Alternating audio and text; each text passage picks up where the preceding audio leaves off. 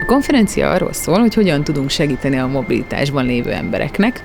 Mobilitás maga a szó onnan ered, hogy mozgás, elmozdulás, és nyilván ebben az értelemben, ahogy a konferencián használtuk, azt jelenti, hogy valamiféle kulturális határokon át való mozgás. Ezek a kulturális határok lehetnek országhatárok, de lehet országon belüli határ is, lehet egy faluból egy városba, lehet két különböző régió között, sőt, lehet különböző társadalmi osztály, társadalmi kategóriák között is. Mindezek szerintünk hasonló típusú nehézségekkel és kihívásokkal járnak, és hasonló típusú erőforrások és készségek kellenek ahhoz, hogy ez sikerüljön. A kutatás pont arról szólt, hogy ezeket a nehézségeket és ezeket az erőforrásokat, készségeket azonosítsa.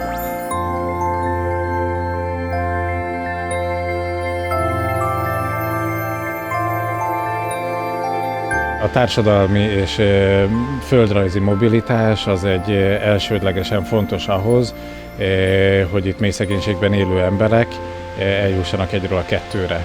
Az elmúlt 22-3-4 évben az összes kormány közös erőfeszítésének hatására az egyetemet végzett romák száma meg 10-szereződött. A baj az, hogy ez 0,1% körüli számról indult, tehát ez olyan 1% körül van most, miközben az EU 2020-ban Magyarország azt vállalta, hogy 27-6-7%-ról 30%-ra tornázza föl ezt a számot. Tehát az 1%-ot kell összehasonlítani a 30%-kal. Nagyon fontos, hogy elmondja, hogy ez egy probléma egyáltalán, tehát hogy azért ne várjuk el a zsáktelepülésekről jövő fiataloktól, hogy Münchhausen báróként kiszakítsák magukat abból a helyzetből, amiből jönnek, és automatikusan megoldjanak mindent egy új szituációban. Ez nem így működik, nagyon egyszerűen. Hanem ehhez kell befogadó közeg, ehhez kell támogatás, és ehhez kell nyitottság. Az Artemisia Alapítvány most már 15 éve foglalkozik azzal, hogy a különböző társadalmi és kulturális határokon segítse át az embereket, helyesebben a csoportokat, megtanítsa őket ezeket a határokat átlépni, örömmel átlépni, és nem csak örömmel átlépni, hanem profitálni is ebből a mozgásból. Magyarországon nő az elvándorlás, tempót fogott, de nagyon alacsony szintről indult, és még mindig alatta van a térség átlagán. Tehát amit itt látunk, ugye ez a klasszikus szociológiai probléma. Lokálisan mit érzékelünk, és ez globálisan mit jelent. Mit jelent az, hogy elmegy valaki?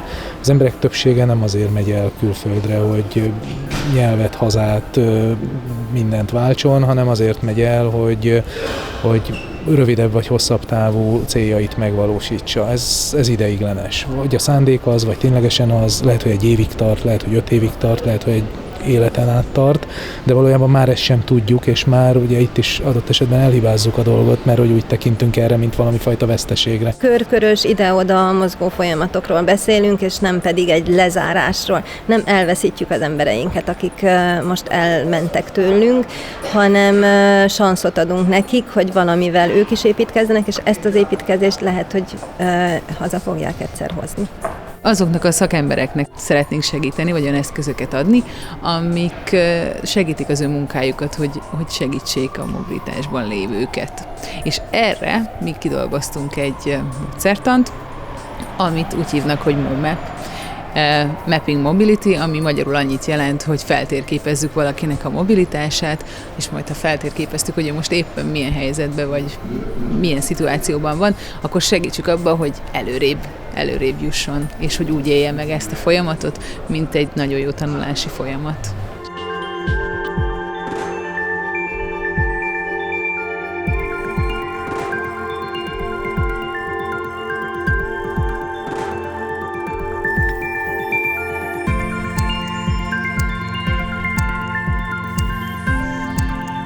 Megpróbáltuk megnézni, hogy mik azok a belső erőforrások, készségek, amik az embert segítik abban, hogy igazán jól tudja használni ezt a külföldi vagy az új társadalmi csoportban való beilleszkedést és élményt.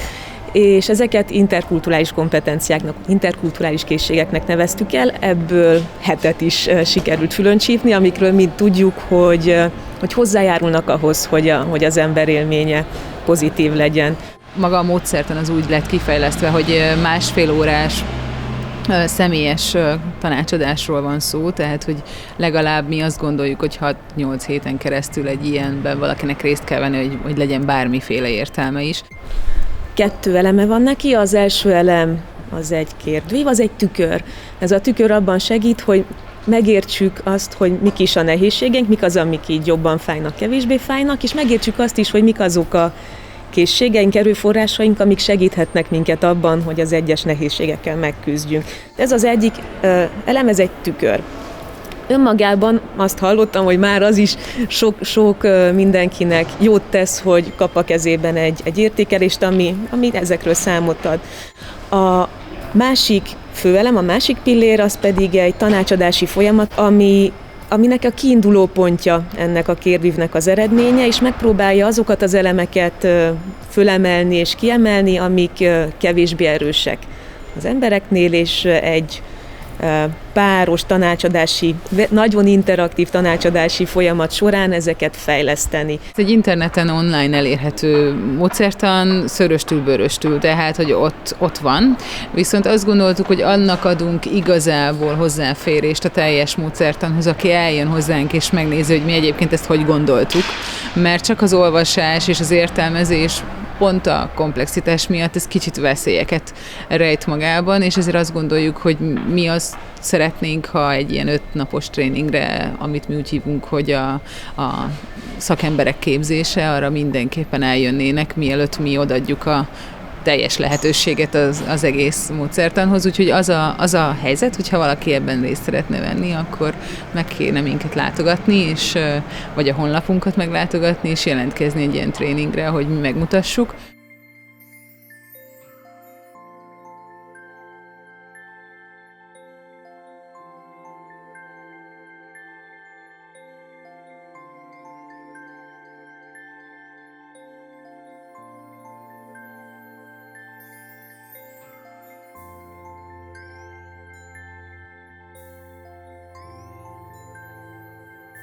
Nem elég az, hogy túlélünk egy kalandot, egy mobilitást, hanem ez nyomot hagy bennünk, nyomot hagy abban, ahogy gondolunk magunkra, ahogy viselkedünk, amilyen magatartásaink vagy viselkedéseink vannak.